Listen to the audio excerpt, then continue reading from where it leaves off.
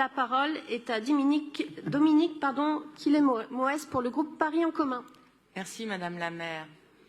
Madame la maire, mes chers collègues, tu n'es pas seule. Ces quelques mots simples sont pourtant les plus puissants qui soient pour faire renaître l'espoir. Ce 25 novembre, nous célébrerons la Journée internationale de lutte contre les violences faites aux femmes.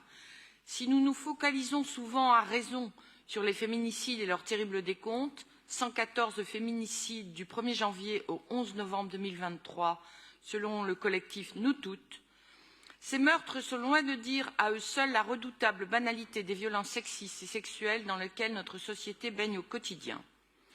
Les chiffres clés de l'égalité 2022 nous le disent.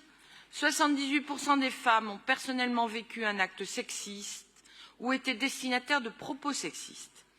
42% ont été victimes en particulier de sifflements et gestes déplacés de la part d'un homme. À 70%, les injures sexistes ont lieu dans un espace public ou ouvert au public, et c'est également le cas de 37% des menaces à caractère sexiste.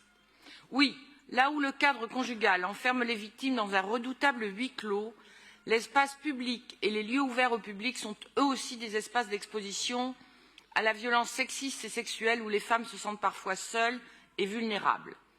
Et c'est bien le cumul de toutes les violences qui commencent par les violences à bas bruit, du sexisme au quotidien ou du harcèlement de rue qui fait système et exclut les femmes de l'espace public dès que la nuit tombe, quand elles n'optent pas pour d'autres stratégies d'évitement. 51% des femmes de 18 à 24 ans n'osent pas s'habiller comme elles le souhaiteraient par crainte de regards ou de commentaires. 76% des femmes ont peur de rentrer seules le soir chez elles et une femme sur 3 déclare ne pas prendre les transports en commun seule et faire attention à ne pas parler trop fort. L'expression de soi en berne, la liberté en peau de chagrin, l'accès à l'espace public et aux ressources communes limitées à sa plus simple expression.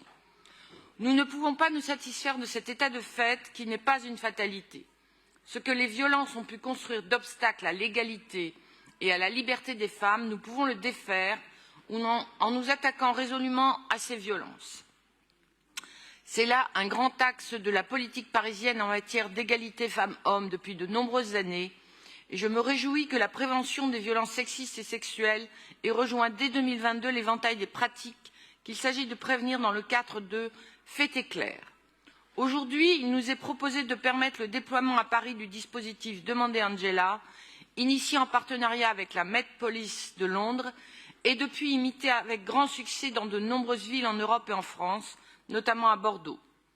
Partie intégrante de la campagne E4She, le mouvement mondial de solidarité ONU Femmes, il s'agit d'un marqueur fort d'engagement actif de notre ville pour lutter contre les violences faites aux femmes en milieu festif. Je me réjouis d'ailleurs que le 11e arrondissement soit un territoire d'expérimentation de cette disposition Demandez Angela. Par la formation des personnels des établissements concernés, par l'information auprès de toutes les femmes concernant ce code discret de demande d'aide, Demandez Angela, il s'agit de proposer une aide concrète aux femmes qui, pour toutes sortes de raisons, peuvent se sentir en danger. Cette expérimentation fera l'objet d'un suivi et d'évaluation pour mieux estimer son adéquation dans le contexte de la nuit parisienne. Parce que Paris est et restera une fête, y compris pour les femmes qui y ont pleinement leur place, il importe qu'elles sachent que toute la ville, y compris les acteurs de la fête et de la nuit, sont là pour les aider. Le dispositif Demandez Angela, c'est en quelque sorte notre manière de dire à chacune « Tu n'es pas seule parce que nous sommes à vos côtés ». Je vous remercie.